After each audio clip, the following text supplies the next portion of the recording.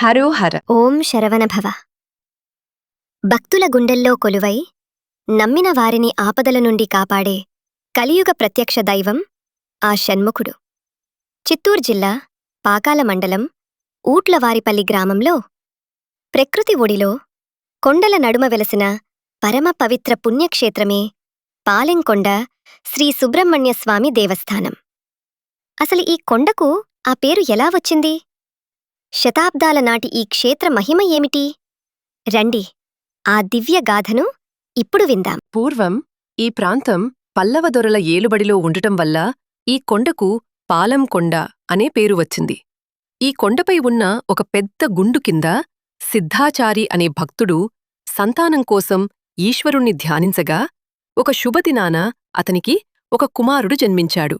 ఆ బాలుడికి పాలవరాయుడు అని నామకరణం చేశారు.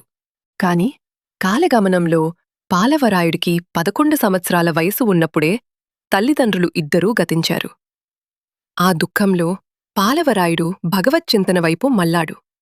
దుంపలు, కందమూలాలు, వనపలాలు తింటూ ఏకంగా 80 సంవత్సరాల వయసు వచ్చేంతవరకు ఈ పాలెంకొండపైనే స్వామివారికోసం ఘోర తపస్సు ఆచరించాడు. అతని అచంచలమైన భక్తికి మెచ్చిన శ్రీ సుబ్రహ్మణ్యస్వామివారు ఒకరోజు భక్తుడికి ప్రత్యక్షమై ఏం వరం కావాలో కోరుకో అని అడిగారు.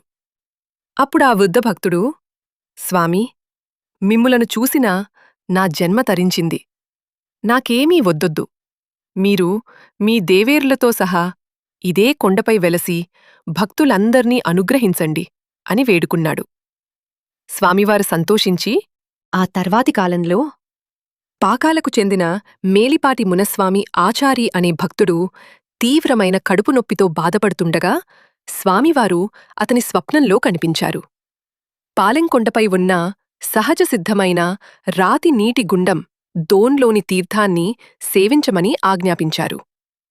స్వామివారి మాట ప్రకారం ఆ తీర్థాన్ని సేవించగానే అతని కడుపు నొప్పి క్షణాల్లో మాయమైపోయింది. ఈ అద్భుతాన్ని చూసి గ్రామస్తులందరూ కలిసి ఆలయ నిర్మాణానికి పూనుకున్నారు. కాని కొండపైకి వెళ్లే మార్గానికి ఒక పెద్ద రాతిగుండు అడ్డంగా నిలిచింది. గ్రామస్తులంతా స్వామివారిని ప్రార్థించగా ఆకాశం నుండి పిడుగు వంటి ఒక దైవిక శక్తి ఆ రాతిగుండుపై పడి అది నిలువుగా 2 ముక్కలుగా చీలిపోయింది. అలా స్వామివారి దర్శనానికి దారి ఏర్పడింది. అప్పటినుండి ప్రతి సంవత్సరం ఇక్కడ ఆడి కృత్తిక మాసంలో 5 రోజులపాటు అత్యంత వైభవంగా బ్రహ్మోత్సవాలు జరుగుతాయి.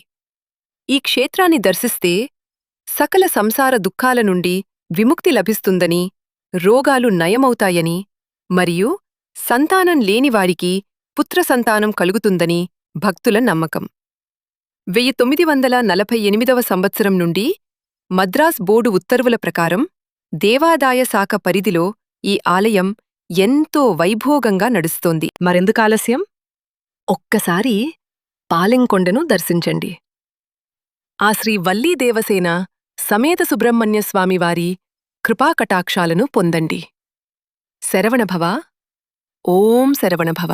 హరోహర. ఈ వీడియో మీకు నచ్చితే లైక్ చేయండి.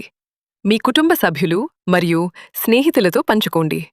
ఇలాంటి మరెన్నో ఆధ్యాత్మిక క్షేత్రాల విశేషాల కోసం మా ఛానల్ను సబ్స్క్రైబ్ చేసి బెల్ ఐకాన్ను నొక్కడం మర్చిపోవద్దు. తదుపరి వీడియోలో మరో దివ్యక్షేత్రంతో మళ్ళీ కలుద్దాం. అప్పటివరకు ఓం శరవణభవ. శ్రీ సుబ్రహ్మణ్యస్వామికి జై.